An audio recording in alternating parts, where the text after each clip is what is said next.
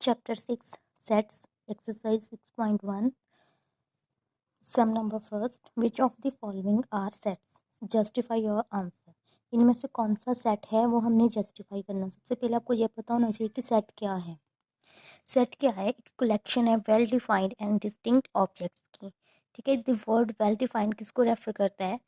Refers to a specific property which makes it easy to identify. जिसमें हम कोई भी अगर सेट बनाते हैं तो हम उसको वेल डिफाइंड क्यों बोलते हैं? ताकि वो हमें ईजी बना सके आइडेंटिफाई करने में कि ये कौन सा सेट है। Whether the given object belongs to the set और नॉट, और हमें ये भी पता चल सके कि जो हमारा गिवन ऑब्जेक्ट है सेट को बिलोंग करता है कि नहीं करता, सेट से रिलेटेड है या नहीं है। The word distinct means that the object of a set must be all different. और डिस्टिंक्ट का क्या मीनिंग है? डिफरेंट। डिस्टिंक्ट का मीनिंग है कि जितने भी ऑब्जेक्ट हैं उस सेट में वो डिफरेंट होने चाहिए एक दूसरे से।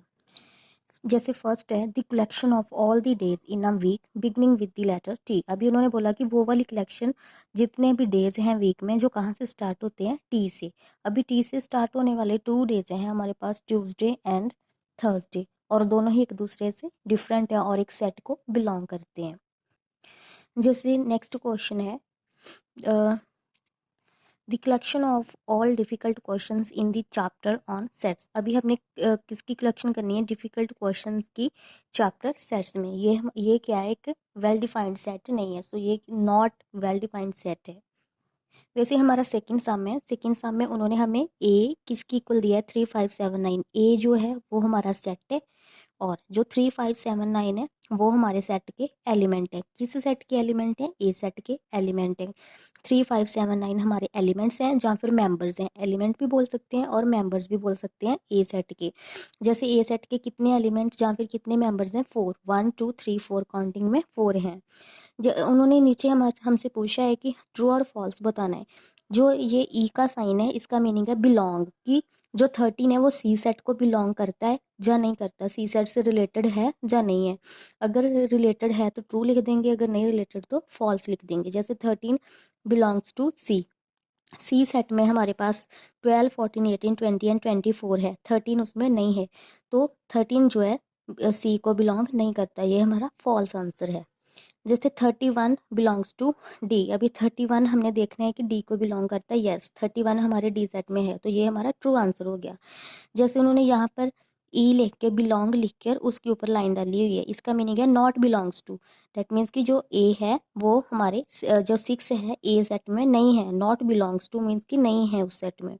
देखो अभी ए सेट में 6 नहीं है, तो ये हमारा ट्रू आंसर हो गया। वैसे हमने फिल इन दी ब्लैंक्स जो है उनको फिल कर देना है। जैसे 3 किसको बिलोंग करता है? कौन से सेट को बिलोंग करता है? ए को। ए सेट में रिलेटेड है तो हम यहाँ पर ए लिख देंगे। उसके बाद 5 डैश ए। अभी 5 कौन से सेट में आ रहा है? ए सेट में आ रहा है, तो यहाँ हमने बिलोंग ई का साइन डाल देना कि ये 5 जो है ए को बिलोंग करता है। नेक्स्ट है third question, write the following set in the roster form. जो जितने भी सेट हमें दिए हैं उनको हमने रोस्टर फॉर्म में लिखना है। रोस्टर फॉर्म हमारी कौन सी फॉर्म है? रोस्टर फॉर्म है, और इसको हम टेबुलर फॉर्म में बोलते हैं। In this elements of the set are listed within the pair of brackets. जो हमारी रोस्टर फॉर्म है उसमें हम क्या करते हैं? जो हमारे एलिमेंट्स होते हैं सेट के उसको हम किस में लिखते हैं? ब्रैकेट्स में लिखते हैं, और उनको सेपरेट किया जाता है कॉमास के साथ। जैसे उन्होंने एग्जांपल दी, एन हमारा सेट है, उसको हमने ब्रैकेट्स में लिख दिया, करली ब्रैकेट्स में, एंड सेपरेट किसके साथ किया? कॉमास के साथ। वैसे जैसे हमारे पास ये वाला सम है, फॉर एग्जांपल फर्स्ट सम है the set of all even numbers less than 12। अभी हमने वो सारे नंबर रोस्टर फॉर्म में लिखने हैं जो इवन नंबर है और लेस देन है 12 से।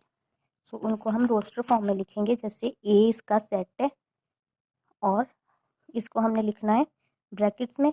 2 हमारा इवन नंबर है, 4 6 8 एंड 10। 12 से लेस देन लिखने हैं, सो 10 तक लिखेंगे और उनको सेपरेट किसके साथ कर दिया? कोमा के साथ।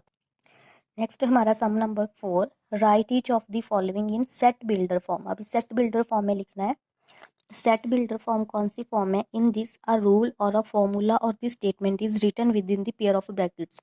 जो भी हमें स्टेटमेंट या फिर एलिमेंट दिए गए हैं उनको हमने सेट बिल्डर फॉर्म में लिखना है। किसकी फॉर्म में लिखना? जहाँ तो हम उनको फॉर्मूला की फॉर्म में लिख सकते हैं, कोई रूल की फॉर्म में लिख सकते हैं, या फिर स्टेटमेंट की फॉर्म में लिख सकते हैं। किसमें? पेयर ऑफ ब्रैकेट्स में।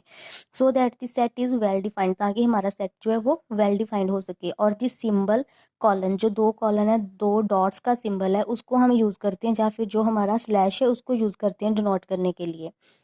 जैसे उन्होंने एग्जांपल दिया, let A denotes the set of even numbers between 6 and 14। 6 and 14 के बीच में जितने भी इवन नंबर है उसको हमारा सेट ए डिनोट करता है।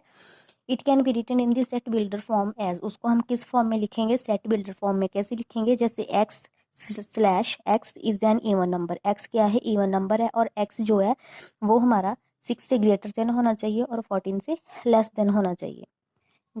ऐसे ही जैसे फर्स्ट सम में a इक्वल्स टू 5, 10, 15, 20, ये हमें कौन सी फॉर्म में दिया है, रोस्टर फॉर्म में, और इसको हमने कन्वर्ट करना है सेट बिल्डर फॉर्म में। सो हम कैसे करेंगे, ए के बीच में कौन से एलिमेंट थे, 5, 10, 15, 20। सो इनको हमने लिखना है कि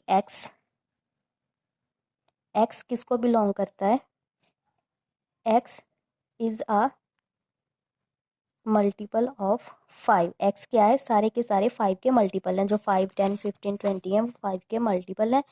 एंड जो x है वो क्या होना चाहिए, ग्रेटर देन इक्वल टू 5 और लेस देन इक्वल्स टू 20। 20 से लेस देन होना चाहिए, क्योंकि हमारे 20 से लेके 5 से लेके 20 तक हमें नंबर दिए हैं। नेक्स्ट है, right the cardinal number for each of the following. Cardinal numbers क्या हैं, कार्डिनल नंबर्स हमने देखना है कि ए कंटेन 4 डिस्टिंक्ट एनिमल उस एंड एलिमेंट्स, 4 उसमें एलिमेंट्स हैं। The cardinal number of set is 4, सो इसका कितने कार्डिनल नंबर है, 4। सो एन किसको डिनोट करता है, 4 को। वैसे जैसे उन्होंने बोला है x the set of months in a year, एक ईयर में कितने हमारे पास मंथ आते हैं, 12। सो एक्स किसकी इक्वल आ जाएगा, 12 की इक्वल, 12 जो हमारा है कार्डिनल नंबर।